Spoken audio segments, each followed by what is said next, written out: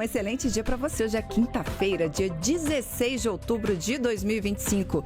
Estamos ao vivo, direto do estúdio da Rádio Gov, na IBC em Brasília, e participam do programa de hoje colegas de emissoras de rádios e portais convidados de norte a sul do país. Obrigada pela presença de vocês, colegas. Muito prazer. Eu sou Karine Mello e junto com a ministra da Ciência, Tecnologia e Inovação, Luciana Santos, te faremos companhia nessa próxima hora aqui no Bom Dia, Ministra. Essa é uma produção da Secretaria de Comunicação Social da Presidência da República em parceria com o Canal Gov, que é apenas uma das muitas emissoras que integram a Empresa Brasil de Comunicação. Para você acompanhar essa entrevista é fácil. Pela Rádio Gov, estamos em rede facultativa de rádio para todo o país, mas se você quer nos ouvir e ver, pode nos acompanhar na sua TV no Canal Gov ou pelo nosso YouTube, que é o @canalgov. Você também pode nos assistir pelo site da Agência Gov, agenciagov.abc.com.br. Lá, além da TV ao vivo de todos os programas que a gente tem no ar, você também acompanha as principais notícias do governo federal. Outra opção é baixar de graça na loja de aplicativos do seu Android ou iOS o Canal Gov e ver toda a nossa programação ao vivo bem na palma da sua mão. Olha, com o tema Planeta Água, a cultura oceânica para enfrentar as mudanças climáticas no meu território. Essa semana está rolando em todo o país a 22ª Semana Nacional de Ciência e Tecnologia, o maior evento de popularização da ciência do Brasil. Criada em 2004, a iniciativa já mobilizou mais de 1 milhão de participantes em todo o país e 100 mil visitantes por edição em Brasília. Outro destaque de hoje é o lançamento da primeira vacina contra a Covid-19 totalmente desenvolvida no Brasil, a Spintec, resultado de um investimento de 140 milhões de reais do Ministério de Ciência e Tecnologia. A gente também vai falar de ciência e tecnologia lá na COP30, muitos assuntos com Luciana Santos. Hoje, obrigada pela presença mais uma vez. Bom dia, ministra. Bom dia, Karine. Bom dia a todos os ouvintes dessa rede de rádio tão importante para o nosso país, que é a informação de verdade, no quente, no calor, ao vivo.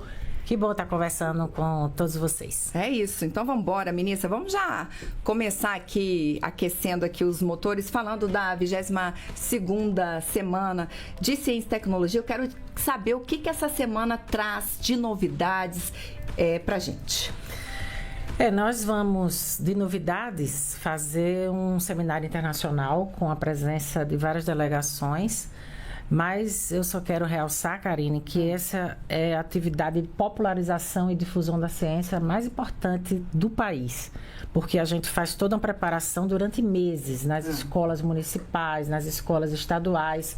Nós fizemos um edital de 15 milhões de reais para que a gente possa aquecer as iniciativas das escolas com feira de ciência, com a temática do planeta água, né? Desse grande bioma que, inclusive, é pouco conhecido. É uma diversidade enorme que tem no oceano, seja dos recursos econômicos, né? Porque a atividade da pesca, dos frutos do mar, isso sustenta milhões de famílias, melhor dizendo, no Brasil. Até pelo tamanho, né, do nosso litoral. Nós temos também fonte de energia através do mar, por conta das torres eólicas, que podem também estarem, né, no mar, ou mesmo as ondas que podem se transformar em energia, com uma experiência que foi desenvolvida em Fernando de Noronha, quando eu fui secretária de Estado de Ciência e Tecnologia. Ou seja, de fato, a riqueza oceânica é muito significativa e o tema tem sido esse. Nas delegações internacionais, a gente vai ter gente da Alemanha, dos Estados Unidos, da Noruega, da Itália, de Cuba, da China, do México e Portugal, porque a gente quer estimular essa cooperação internacional.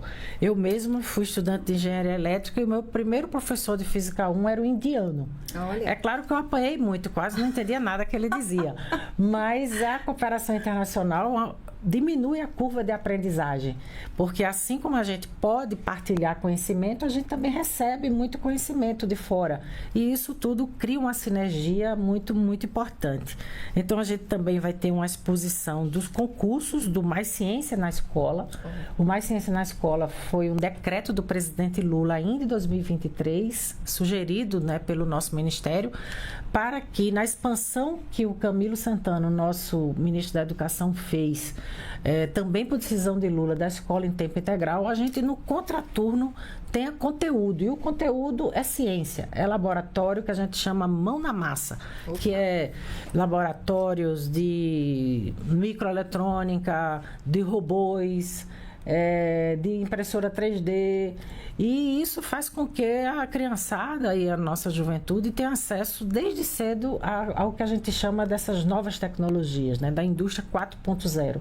Então, vai ter exposição sobre o que os alunos estão fazendo, porque não adianta só a gente fazer o programa, a gente tem que ver o resultado dele, e o resultado vai ser a exposição, não é, dessas do laboratório mão na massa. Vencedores do Hackathon para combater a desinformação, né? A gente também faz concurso para isso. Encontro dos clubes de ciência. O Laboratório das Marés, que é a Amazônia, Antártica e os oceanos, que é também a experiência, porque nós recebemos agora um prêmio da ONU, que a gente é o país que mais tem ensinamentos, né? Educação dos oceanos, somos nós. Opa. A gente agora participou início da década do oceano com o presidente Lula, e nós chegamos lá com muita autoridade, porque nós estamos cuidando e tratando, né, desse bioma, até porque é a década do oceano estabelecida pelos objetivos, né, do desenvolvimento do milênio, né, de sustentabilidade. Milênio não, desculpa. Dos objetivos de desenvolvimento, de sustentabilidade, né? Então, um deles é o debate do oceano. Então, a gente foi premiado nesse encontro início, ou seja, a gente precisa popularizar e difundir a ciência para virar a página do negacionismo no país. Com certeza, e teve uma primeira etapa da Semana de Ciência e Tecnologia em Brasília, agora a semana expande para todo o país. Até que dia, ministra? De 20 a 26 de outubro. De 20 a 26 de outubro. Ministra, vamos embora começar a conversar aí com as nossas rádios e portais convidados? Com certeza. Então vamos embora, vamos direto para a Rádio Nacional de Brasília. A gente fala também com a Rádio Nacional da Amazônia e Alto Solimões. Renato Ribeiro já está lá nos aguardando. Oi, Renato, um ótimo dia para você. Olá, Karine, bom dia. E bom dia, ministra. Ministra, quais são as propostas que o Ministério vai levar para a COP30? O que a comunidade brasileira pode esperar do seu Ministério de propostas consolidadas aí em relação às mudanças climáticas, a esse combate às mudanças climáticas? Obrigado. Muito bom dia a você, Renato Ribeiro. É um prazer poder estar falando com todos os ouvintes aí da Rádio Nacional, Brasília, Amazônia e Alto Solimões. Quando se fala em mudança climática, né, da COP30, necessariamente para superar os desafios da mudança climática, que é o aquecimento que há no planeta, né, por conta dos efeitos, né, dos gases que compõem o efeito estufa na atmosfera, tem que ter ciência e tecnologia e tem que ter inovação, senão é impossível superar esse desafio. Nesse sentido, essa COP que vai ser de 10 a 21 de novembro, o presidente Lula fez questão que a COP pudesse acontecer na Amazônia. Todo mundo fala desse bioma, mas poucos conhecem. E a possibilidade de muitas delegações internacionais poderem visitar e conhecer esse bioma. Então, no nosso ministério, nós estamos fazendo mais ou menos umas 11 iniciativas, né, que são muito, muito significativas. A primeira, nós já fizemos a entrega. Inclusive, o presidente Lula pôde participar dessa entrega na última visita que nós fizemos em Belém, ainda na semana retrasada. Teve também o governador Helder Barbalho, e nós pudemos lá entregar o Museu das Amazonas, que é um conceito contemporâneo de museu, interativo, tecnológico, inspirado no conceito do Museu da Manhã, lá do Rio de Janeiro. E é fantástico, né? E a gente fala de ancestralidade, a gente fala de antropologia, a gente fala da Amazônia de hoje, do fenômeno das queimadas. É um museu bastante interativo e teve, nada mais nada menos, a exposição de Sebastião Salgado, que faleceu esse ano, mas o filho dele pôde estar lá e foi fantástico. E lá vai ter exposições diferentes a cada período. Muitas delas para falar da história do estado, né, do Amazonas e da própria floresta. Então é um encontro, né, de cultura com ciência e tecnologia, que é um encontro explosivo, né, rico e diverso. Com certeza, ministra. Agora, isso eu falei do museu. Isso, né? vamos falar das entregas aí da COP30. O que temos lá para a COP30? Tem mais o nosso supercomputador do Instituto Nacional de Pesquisas Espaciais. Nós vamos poder agora, nós conseguimos que ele tivesse um grande up, né? Aumentasse a capacidade da eficiência para poder monitorar a questão do clima. O INPE hoje, para vocês terem uma ideia, o nosso Instituto Nacional de Pesquisas Espaciais, ele dá online para o IBAMA o que é que está acontecendo na floresta. Não só na Amazônia, mas nos biomas de uma maneira geral. No Cerrado, queimada, seca, enchentes. E a gente faz isso com o nosso Instituto Nacional de Pesquisas Espaciais. São modelos matemáticos que a gente... um deles a gente chama de DETE, porque ele dá para o IBAMA a informação, que é a ministra Marina Silva, né, que coordena. A Marina Silva faz ação e controle e a gente dá as informações.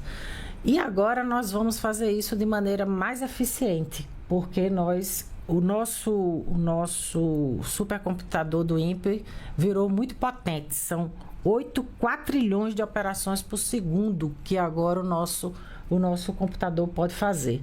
Então, é uma previsão 10 vezes mais rápida do que a gente tinha antes, com mais precisão, com alta resolução local e muitas vezes a gente tem como fazer previsão de 10 dias antes, né? Estamos também usando inteligência artificial para poder garantir uma precisão maior da situação, né, que está passando nos biomas, e ele também é sustentável. O nosso supercomputador no INPE, ele é sustentável de energia solar e também de uma refrigeração líquida, né? Aí, outra coisa fantástica, Karine e Renato, é o Amazon Face. O Amazon Face são torres, são anéis, né? O Face significa Free Air, desculpa meu inglês. Não, vamos embora. Free CO2, Air. O CO2 Enrichment. O que é que isso significa? Enriquecimento de CO2 na floresta.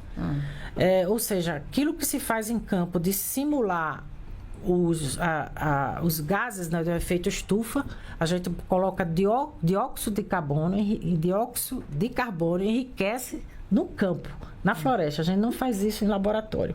Então, são torres de 35 metros de altura. Eu tive lá com o primeiro... transformam, é isso? Não, a gente bota no tubo dessas torres, são anéis, né? São 6 torres e são anéis, né?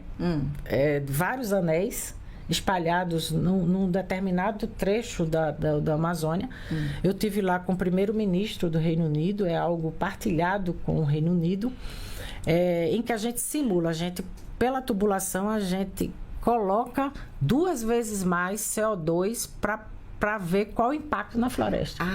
A gente enriquecer é isso, é emitir 2 vezes mais... Para ver o efeito. Para ver o efeito. 2 vezes não, 50% mais para ver o efeito na floresta. Do que acontece? E no outro anel a gente deixa sem enriquecer e fazer a comparação na mesmo tipo de floresta, né? Para ver o que acontece. Então é um negócio bonito de se ver. São enormes, né? São várias torres de 35 metros de altura. Então, é uma experiência também muito, muito, muito... A única no mundo. Então, isso o Amazon fez. A gente também vai ter a Casa da Ciência, onde vai acontecer os debates no Museu Emílio Gueldi, que nós colocamos 20 milhões de reais lá, porque ele estava completamente desativado, e nós abrimos para o público. É um museu de ciências naturais que tinha 159 anos e estava fechado para o público, e nós estamos abrindo, né? Na transição energética, a gente vai entregar também algo muito inovador. Nós vamos entregar um coquetel enzimático que faz com que a transformação do etanol, que a gente pega o bagaço da cana e faz, quer dizer, o caldo da cana hoje a gente faz o etanol. Sim. Agora a gente vai pegar o bagaço, o resíduo da cana, e a gente também vai produzir etanol, que é chamado de segunda geração. E isso a gente vai fazer através de um coquetel de enzima que é importado, que a gente importa, e agora nós não vamos mais importar. Isso significa 20%, 30% da produção, de custos da produção do etanol. Então, é um ganho extraordinário para a transição energética no nosso país, porque nós estamos usando a biomassa, resíduos que poderiam ir para o lixo, e nós vamos transformar em energia, né? Porque vamos transformar em etanol, que na verdade é um biocombustível, né? Então, a gente reduz as emissões, ou seja, tem aqui 11, são 11 entregas. Muita entrega para a COP30, a gente vai continuar falando disso ao longo da entrevista, ministra, mas eu já quero convidá-la para ir lá para o seu estado. Vamos embora? Vamos para Pernambuco, vamos lá para o Recife, para a CBN Recife, porque o Lucas Arruda está ali já esperando a gente também. Oi, Lucas, bom dia. Oi, Karine, muito bom dia, ministra, prazer mais uma vez poder falar com a senhora. Ministra, eu queria focar um pouco na prevenção de desastres. A senhora conhece bem a nossa região, claro, sabe bem de toda a vulnerabilidade climática que a gente enfrenta, seja no Nordeste, seja no Grande Recife, falando de modo mais específico. Eu queria saber o que a sua pasta tem feito, tem desenvolvido justamente no assunto prevenção de desastres. O que é que tem de mais novo nesse assunto? Muito obrigado. Bom dia a todos os ouvintes da CBN e a Lucas Arruda. É um prazer poder estar falando aí com a minha terra. Eu conheço muito bem essa questão de desastre, que quando eu fui prefeita de Olinda, a gente participou de vários projetos de contenção de encostas, de limpeza de canais, de revestimento, para poder garantir uma intervenção que diminui as enchentes. E o CEMADEM, o Centro de Monitoramento de Acidentes e Desastres Naturais, é a unidade de pesquisa que não só dá informações sobre a situação, assim como o INPE de alguma maneira faz. No caso do CEMADEM, ele dá movimento de massas, que são nos morros, e dá também o movimento das marés, para poder antecipar e informar a Defesa Civil dos estados e dos municípios que aquela sua região daqui a 3 dias vai estar nessa situação. Então, o CEMADEM é um Centro de Monitoramento de Acidentes e Desastres Naturais que pega informações de um outro conjunto de satélites, que é da NOAA, que são satélites norte-americanos, que a partir deles a gente faz a interpretação dos dados e manda para os municípios. Então, além da parte educativa, esse é o papel nosso, e a gente lá aí em Pernambuco também, de maneira geral, Renato, só para aproveitar, a gente já investiu nesses quase 3 anos, né? A gente já investiu 3,5 vezes mais do que os 4 anos do governo anterior. Ministra, vamos seguir, vamos lá para Campinas, vamos para São Paulo, Rádio Bandeirantes. Olá, Heitor Fredo. Bom dia, Karine, bom dia, ministra, a todos que estão acompanhando a gente. Ministra, a senhora esteve recentemente aqui em Campinas, no CNPEM, Centro Nacional de Pesquisas em Energia e Materiais, e anunciou um investimento de R$1 bilhão até 2026, no que é considerada uma inovação tecnológica, o primeiro país do mundo a conectar pesquisas biológicas com a fonte de luz síncrontron. A senhora consegue traduzir para a gente que investimento é esse e como isso vai ser aplicado na prática no nosso dia a dia? Muito bom dia a todos da Rádio Bandeirantes, ao Heitor Fredo. Também a infraestrutura mais complexa e sofisticada que a gente tem no Brasil, é o nosso acelerador de partículas. Ele é no tamanho de um estádio de futebol. Nossa. Ele pega qualquer matéria, seja rocha de petróleo, seja animais, né? Ele pega até mesmo do corpo humano e ele consegue fazer com que aquela determinada matéria e a composta de átomos, ele divide os átomos, o próton e o nêutron, ele divide através da velocidade da luz o elétron. O elétron vai e se espalha, que a gente chama luz síncroton. Por conta desse fenômeno, que você consegue olhar a matéria em escala nanométrica, diferentemente dos microscópios de laboratórios, você enxerga, por conta dessa separação do elétron, daquela determinada matéria que é composta de átomo, você possibilita enxergar numa escala nanométrica, portanto, possibilitando entender os fenômenos que estão acontecendo ali. Eu vou dar um exemplo sobre a rocha do pré-sal. A rocha do pré-sal tem que fazer escavação, prospecção do petróleo para saber se tem ou não óleo ali. Nessa luz síncroton, que é o Centro Nacional de Pesquisas de Energia e Material, você pega um pedaço da rocha, bota dentro desse equipamento, que é o acelerador de partículas, e ela, em vez de você fazer a prospecção, você faz uma biópsia, para falar uma linguagem. Você faz uma biópsia da rocha e olha ali se ela vai ter óleo ou não. Então, você reduz custos, você diminui os impactos ambientais. E você, só para dar um exemplo, mas isso pode acontecer para descobrir doenças, que é o que se faz lá. São vários laboratórios privados que utilizam o nosso equipamento, ele é aberto, não é a ciência que utiliza, as instituições de ensino, e é um orgulho de ser uma iniciativa da inteligência brasileira, 100% nacional. Inclusive, alguns equipamentos lá foram produzidos pela indústria brasileira.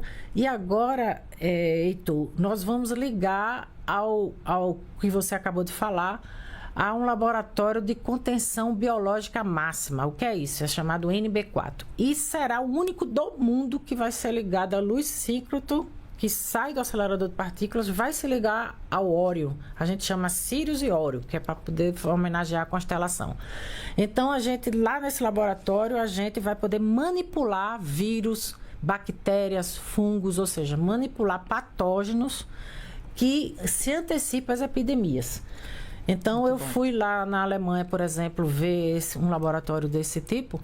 Lá, no dia que eu cheguei, tinha uma cientista manipulando o ebola. Opa! Nós quase que saímos correndo. Mas ela era uma cientista que estava manipulando a ebola para poder entender e poder dar soluções com vacinas, etc, etc. É isso, é muita tecnologia, coisa que a gente nem imagina, né? Vamos embora, ministra, vamos lá para Araguantins, no Tocantins, Portal Folha do Bico está com a gente. Oi, Tasso Antônio, um ótimo dia para você. Bom dia, Karine, bom dia, ministra, bom dia às pessoas que estão nos acompanhando. Estamos falando aqui do Bico do Papagaio, Portal da Amazônia, região importante. Temos a COP agora, mês que vem, já em Belém. E o Ministério, a senhora já tem falado aí sobre grandes entregas que o Ministério fará agora no mês que vem, especificamente na COP, como a questão do supercomputador, do Amazon Face, o Museu das Amazônias, a Casa da Ciência. O que eu queria saber é se o Brasil, durante a COP, vai apresentar metas concretas de investimento em ciência e tecnologia para a preservação da Amazônia nos próximos anos. Sim, nós estamos Sim, bom dia a todos os ouvintes do Portal Folha do Bico de Araguatins e ao Tasso Antônio. Tasso, nós estamos com metas, né? Que o presidente Lula, já na última COP do ano passado, ele não pôde ir, foi o presidente Alckmin, o vice-presidente Alckmin que o representou. Nós estabelecemos metas, né? Que são as normas determinadas nacionalmente, que os países fazem isso voluntariamente. Nós estabelecemos metas, o presidente Lula se comprometeu até 2050 a gente garantir emissão zero, que não significa que não tem emissão. É entre emissão e captura fazer um encontro de contas do tanto que a gente vai emitir, a gente também vai capturar. E esse é o nosso objetivo. Então, a gente tem metas a cumprir com vários desafios tecnológicos. A transição energética é uma. O Brasil já tem uma matriz de energia bastante robusta, porque 90% da energia elétrica é de matriz limpa e ou renovável, por conta da hidroelétrica, por conta dos parques eólicos, por conta dos parques da energia solar. Mas nos combustíveis é metade ainda. Então, nós estamos com desafio, por isso que nós fizemos a Lei do Combustível do Futuro, por isso que nós estamos envolvidos para poder buscar combustível através da biomassa. A cana-de-açúcar é um exemplo, mas tem o exemplo do biodiesel. O presidente Lula, no Conselho Nacional de Política Energética, que o Ministério participa, nós encontramos a mistura decidida por esse conselho. Num retrocesso, o governo anterior diminuiu para a mistura entre diesel e o biodiesel que vem da soja.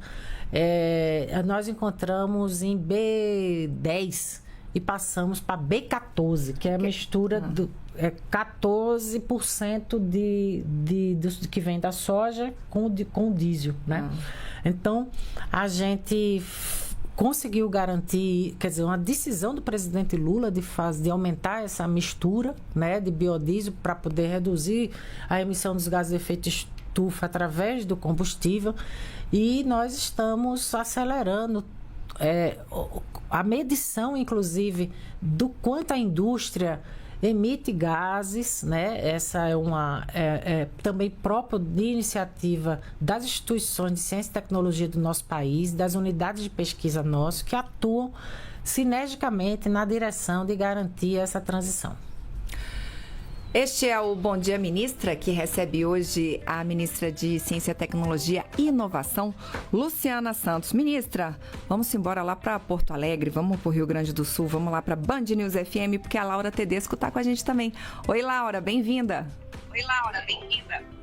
Bom dia, Karine. Bom dia, ministra, todos que nos acompanham. Ministra, queria questionar, em meio ao debate global sobre as mudanças climáticas que ganharam-se agora na COP30, o tema segue muito presente aqui no Rio Grande do Sul, que ainda vive o processo de reconstrução depois das enchentes que atingiram o estado no ano passado, e queria entender como o Ministério tem atuado junto a universidades, a governos também, para fortalecer a produção de conhecimento e apoiar as ações também voltadas à recuperação e adaptação do território. Muito bom dia, Laura, a todos os ouvintes aí da rádio Band News, né, de Porto Alegre.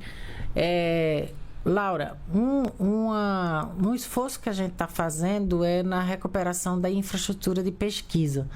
Dentro dos 12 programas do Fundo Nacional de Desenvolvimento de Ciência e Tecnologia, que é operado pela FINEP, através de um conselho diretor que é tripartite, que envolve empresas, academia e governo, nós fizemos um robusto programa de infraestrutura que está no plano de aceleração do crescimento para poder garantir os investimentos nas instituições de ciência e tecnologia e nas universidades. Esse é um desafio, ainda mais no caso do Rio Grande do Sul.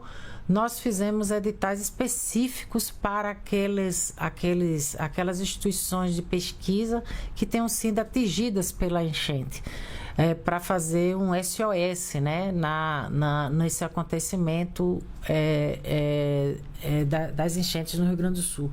Também nós fizemos um edital específico para as empresas, que também metade do recurso do FNDCT é crédito para as empresas de base tecnológica, para também cumprir os mesmos objetivos, que é de socorrer aquela situação dos impactos que viveram.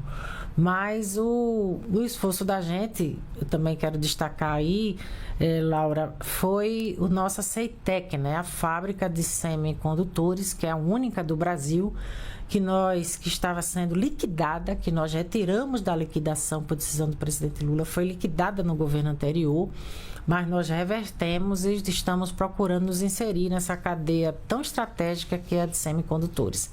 Então, sem dúvida que Porto Alegre, Rio Grande do Sul, é um polo importante da ciência e tecnologia do nosso país.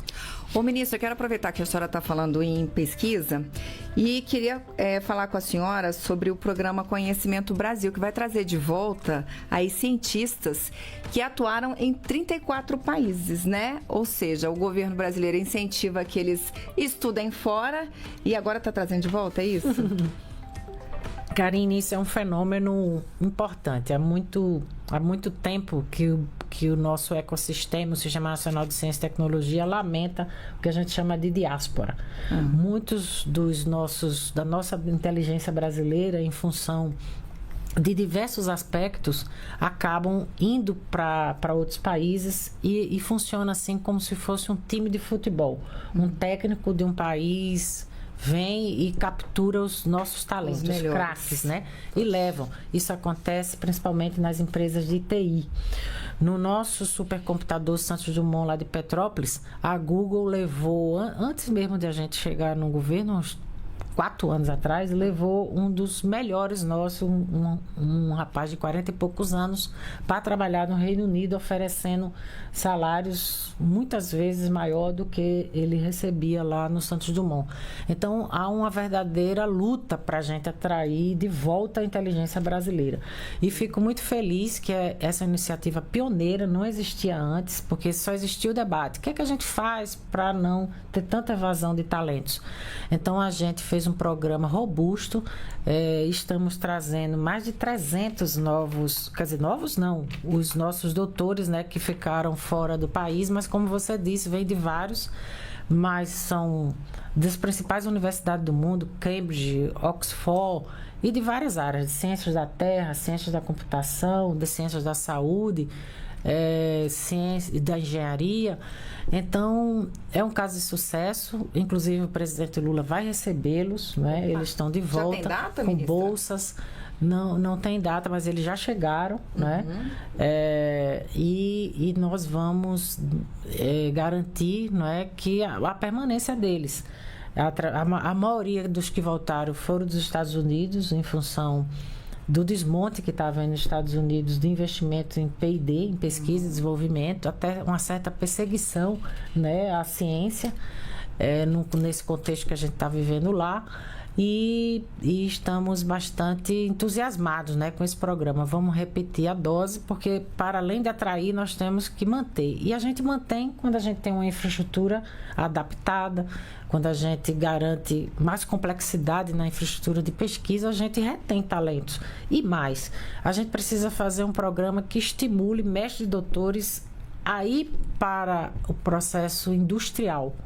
A gente precisa fazer com que a nossa pesquisa e desenvolvimento se traduza em produtos e serviços. Absorver os nossos doutores também no setor produtivo para além da academia. Só para entender, eles vão ser incentivados também financeiramente, com empregos? Como é que vai se dar essa retenção desses pesquisadores aqui, ministra? Com 2 tipos de iniciativas. Uma bolsa de 10 mil por mês e mais recursos para equipamentos e insumos. Eles terão as 2 pontas. Terão investimentos na sua própria pesquisa, através de equipamento e insumo, e de outro lado uma bolsa para permanecer no país. Maravilha, vamos seguir, ministra. Vamos lá para Santarém, vamos à Rádio Guarani. Oi, Raik Pereira, bom dia para você. Bom dia, Karine, bom dia a todos os amigos, os colegas, ministra. Olha só, queria fazer 2 perguntas, se for possível a ministra responder. Uma tem a ver com a vacina. Nós estamos aqui no estado do Pará, na iminência da COP, nessa corrida, muita gente circulando do mundo inteiro, num só território. E ontem, inclusive, eu ouvi um comentário que me deixou muito preocupado, viu, ministra, com relação aos efeitos da vacina uma pessoa me disse assim, olha, eu estou assim por conta da vacina que eu tomei. Ela disse ter alguns problemas de saúde em consequência da vacina que ela tomou da Covid-19. Queria que a senhora comentasse sobre os efeitos, mas a minha principal pergunta tem a ver com relação ao supercomputador. Nós estamos em pleno verão amazônico e, neste exato momento, por incrível que pareça, em relação ao ano passado, o nível do rio Tapajós há uma diferença de mais de 3 metros. Ano passado nós estávamos com menos 15 centímetros na régua da Agência Nacional das Águas e hoje nós estamos na casa de 3,5 metros, mais ou menos. Há uma diferença muito grande do verão passado para o verão atual. Considerando que tem um supercomputador, que já foi comentado aí na sua fala, eu queria saber o seguinte da senhora. Há algo que esse computador possa prever aqui para a nossa região, no caso das secas extremas e das cheias extremas, porque quando há esse extremo, seja na seca, seja na cheia, as consequências para quem mora ao longo desse rio, elas são muito grandes, né? Impacta muito para quem é ribeirinho, para quem é produtor rural, para quem é pescador. O que esse computador super potente que foi lançado aí recentemente pode trazer de esperança para os impactos ambientais aqui na nossa região da Amazônia? Um abraço aí para todos os ouvintes da Rádio Guarani em Santarém e a você, Raik. O debate sobre a vacina, nós infelizmente assistimos isso não só no Brasil como no mundo, que é essa onda de negacionismo. Não é que a vacina tenha efeito, o que teve efeito é a própria Covid, né? A doença que causa efeitos na vida das pessoas.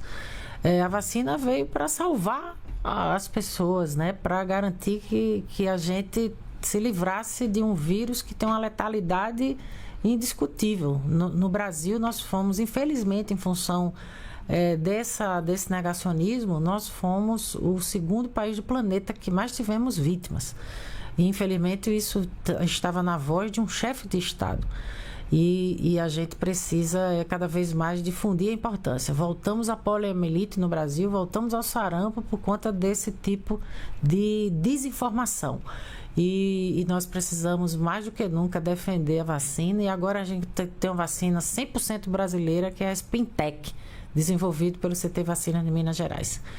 Quanto às enchentes, além do supercomputador, que eu já expliquei um pouco o papel que ele vai ter, que ele vai conseguir ter uma resolução muito maior, a gente também tem uma outra novidade. Além do supercomputador do INPE, o INPE também está desenvolvendo mais um computador da constelação Cibers, que é um convênio de mais de 40 anos, melhor dizendo, com a China, para ter satélites que possam fazer a observação da Terra. No caso agora, nós vamos ter um de abertura de radar sintético, que é isso? Uma tecnologia que consegue enxergar o imaginamento através das nuvens, que é 6 meses na Amazônia, muito coberto de nuvens, e os satélites que a gente tem não tinham essa tecnologia.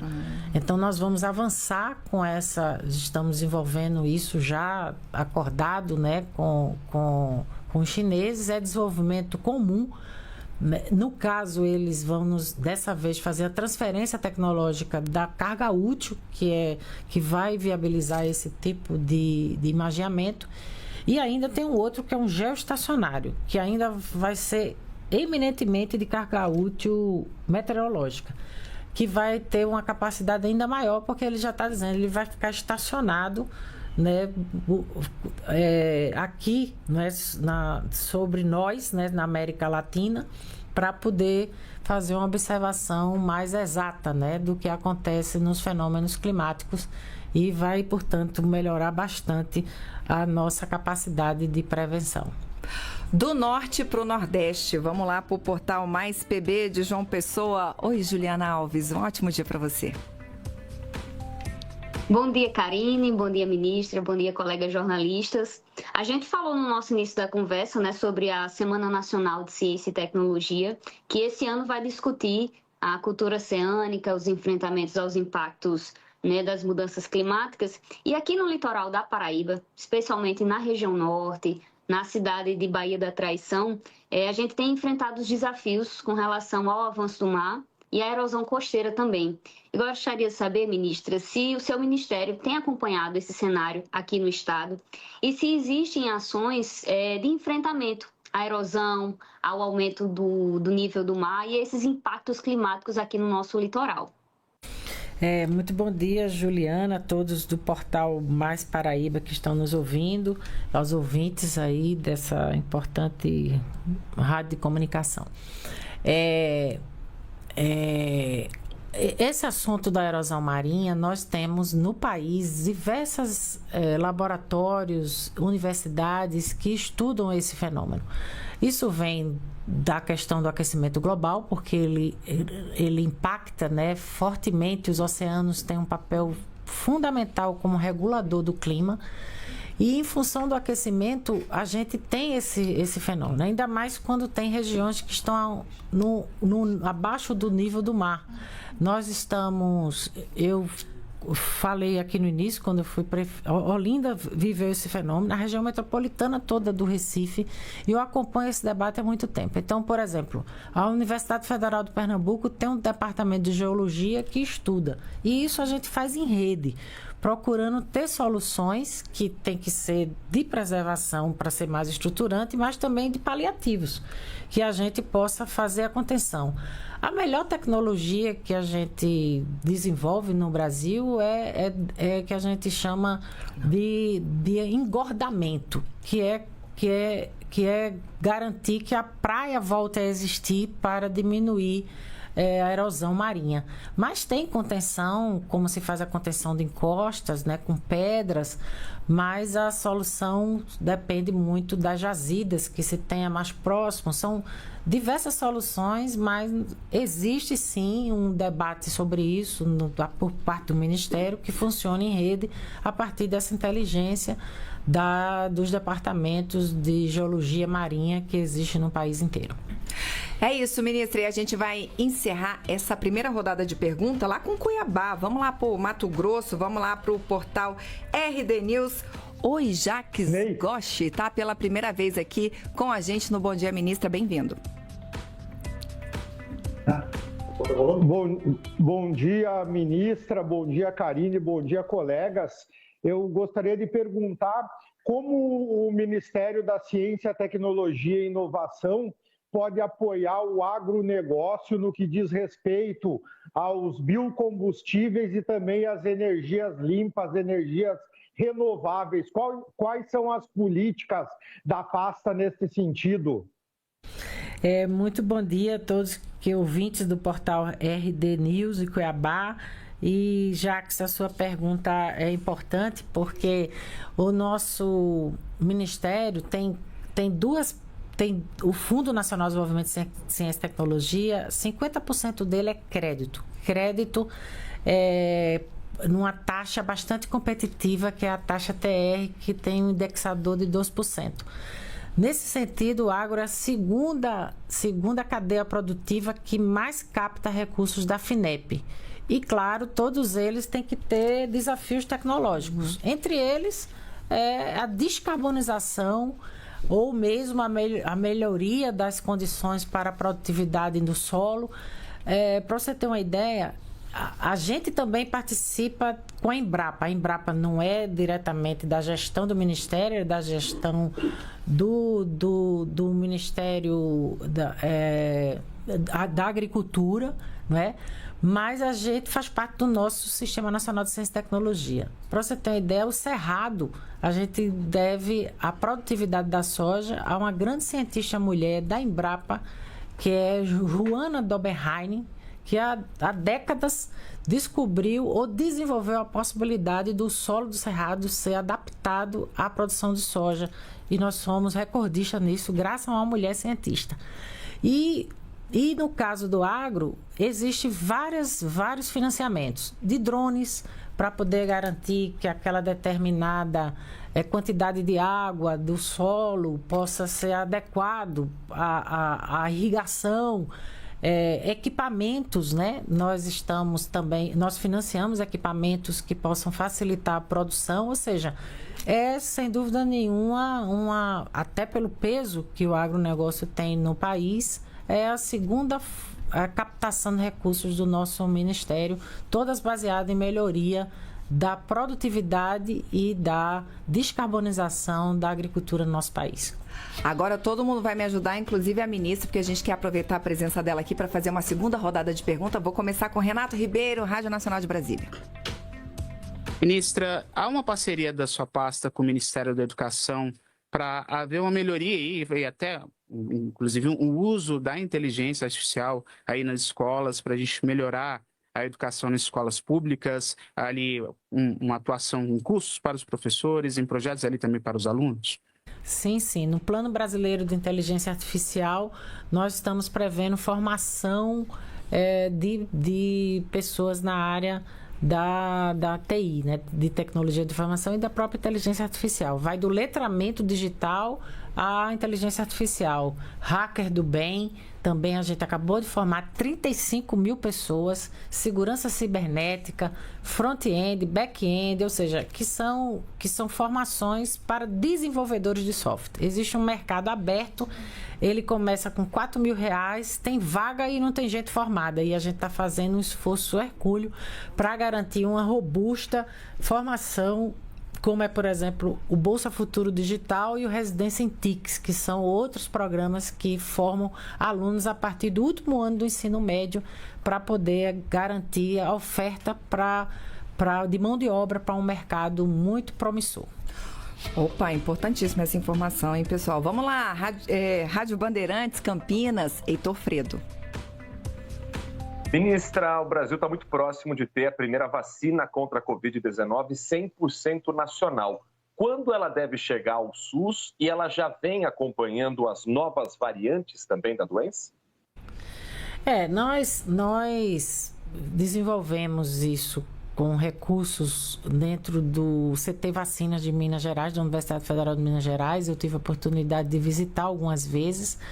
Ela é 100% nacional, porque usa insumos também nacionais para produzir o princípio ativo e o insumo farmacêutico ativo, o IFA, e ela está na sua fase final, né? Que ela tem, a gente chama tecnicamente de TR, né? Que é o estágio TRL, o estágio de desenvolvimento tecnológico de inovação, que ela está já na fase final, né? De experimentos. Foram alguns voluntários do Brasil todo que se colocaram à disposição para fazer os testes.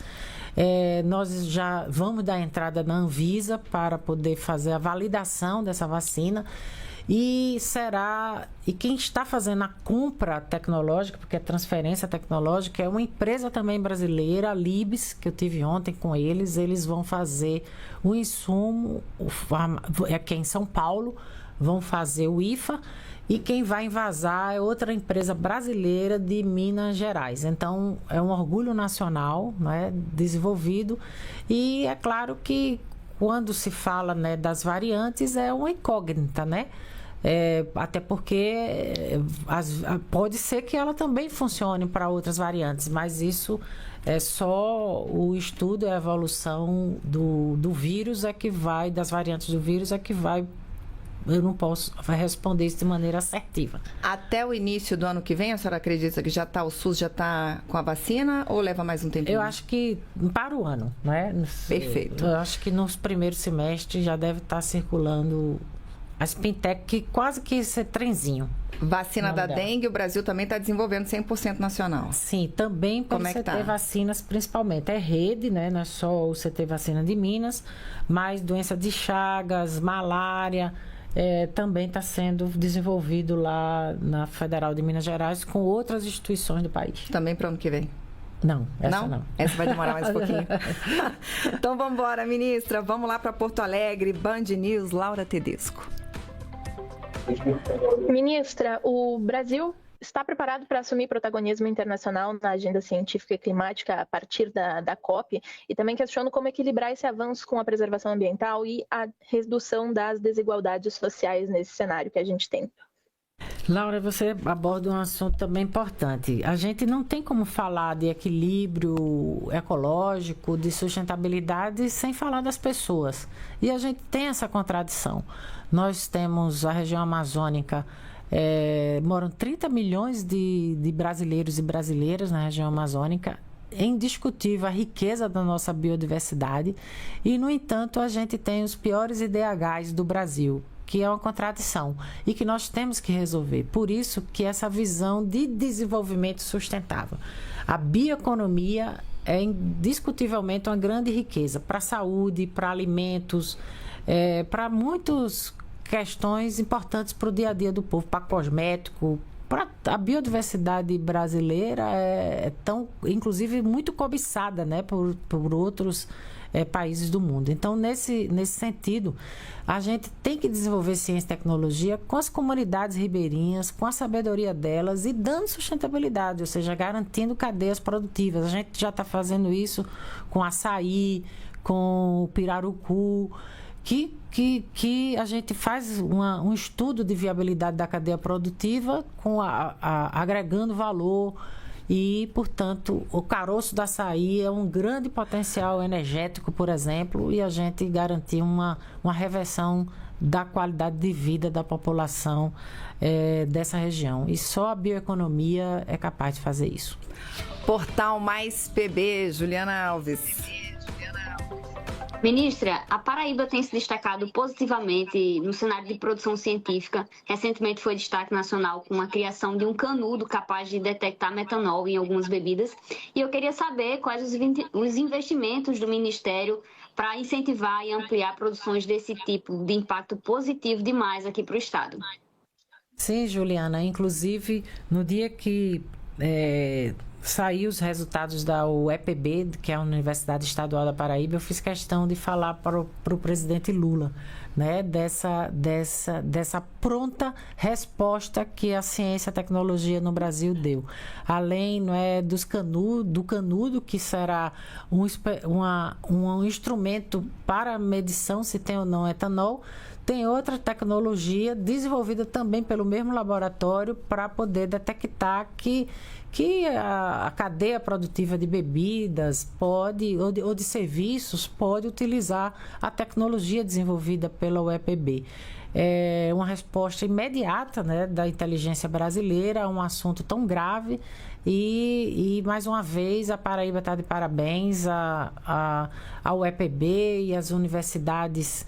Campinas é, sem dúvida nenhuma, um grande polo científico do nosso país e inclusive, só uma brincadeira, Karine, a gente disputava, a engenharia elétrica da Federal disputava com a de Campinas, né? Com a Universidade Federal de Campinas, para ver quem era melhor. Uma boa disputa.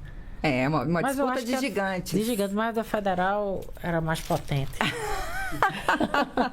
Ministra, eu quero até aproveitar que a gente estava falando lá com a Paraíba, para a senhora falar rapidinho para mim, que a gente está num ritmo bom, já estamos acabando o programa, do computador quântico da Paraíba. O que é um computador quântico, por favor?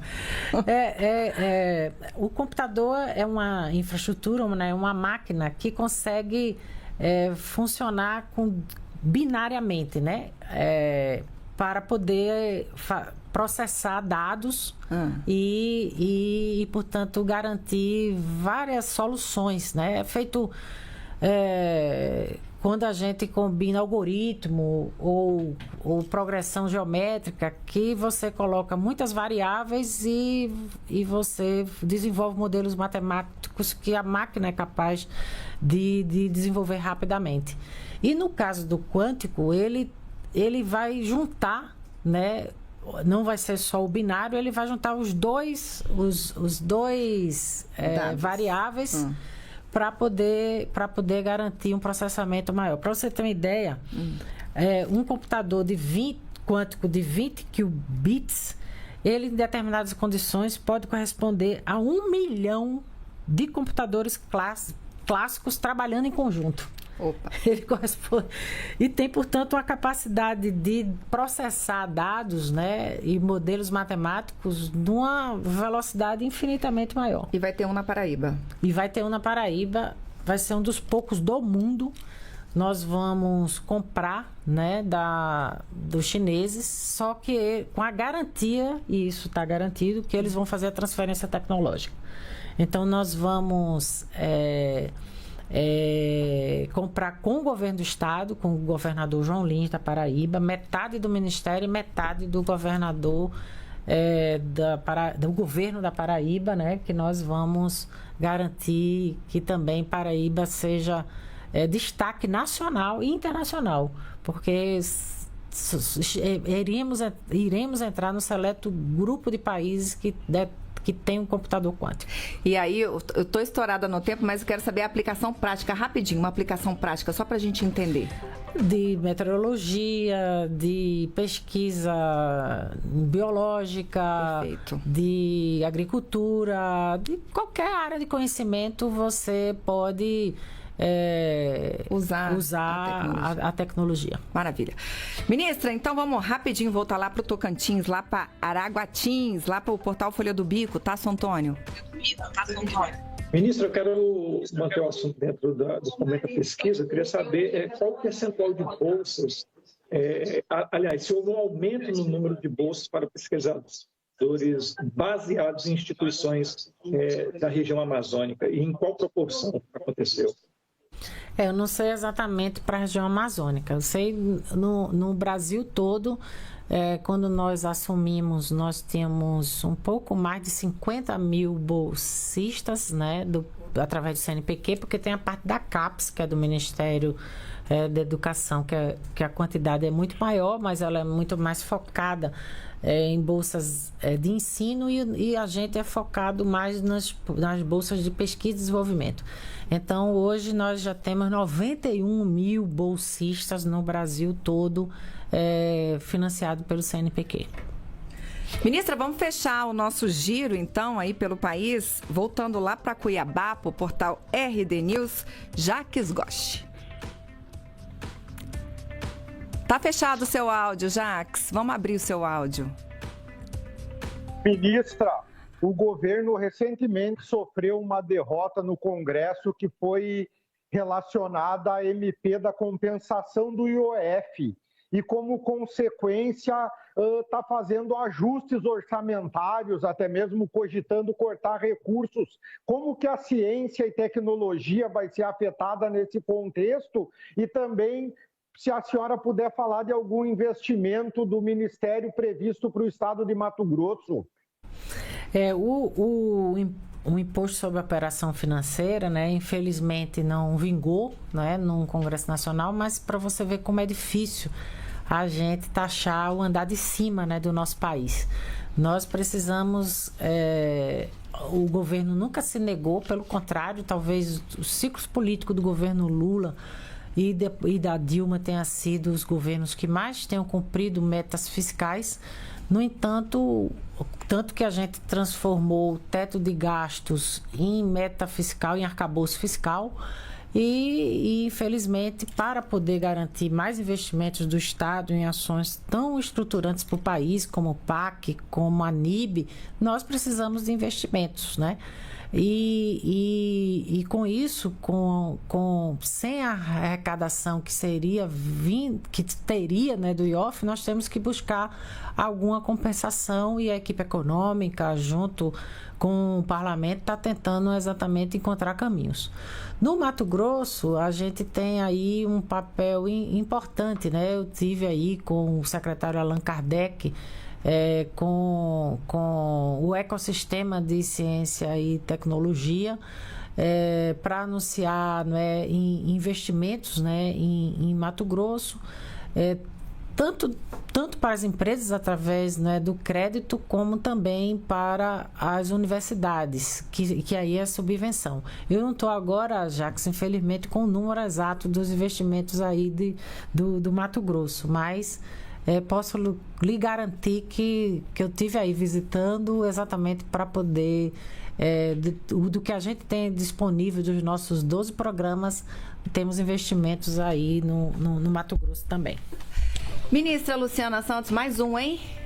Mais um que a gente fez aqui, conseguimos levar um pouco da ciência, né, para os 4 cantos do país, explicar, né, quais são as novidades, o que tem acontecido aí. Quero deixá-la à vontade, então, para se despedir da gente, com tantas novidades, inclusive com carência de mercado de trabalho, de pessoas aí atuando na área de inovação, ciência e tecnologia, que são coisas que a gente precisa mesmo se atentar. Quero deixá-la à vontade aí para fazer suas considerações finais.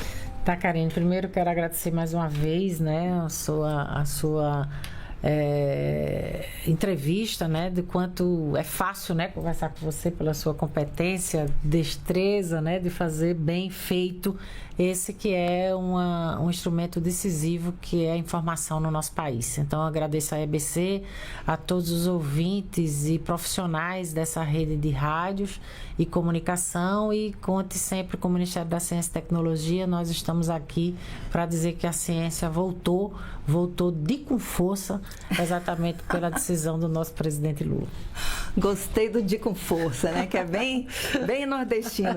É isso, a gente espera sempre. É uma honra ter a ministra Luciana aqui com a gente. Quero agradecer também a todos os colegas que me ajudaram a fazer o Bom Dia Ministra de hoje, o 3º dessa semana. E é isso, e na semana que vem a gente se vê de novo. Quem assina os trabalhos técnicos pela Rádio Gov é ele, Reinaldo dos Santos. Obrigada pela sua companhia. E a gente se vê. E quero te lembrar que se você quiser, se você perdeu aí essa entrevista com a ministra Luciana, essa e outras entrevistas concedidas por ela e por outros ministros aqui, vai lá no nosso YouTube, o @canalgov, que você recupera todo o nosso conteúdo lá. Obrigada pela companhia e até uma próxima. Tchau!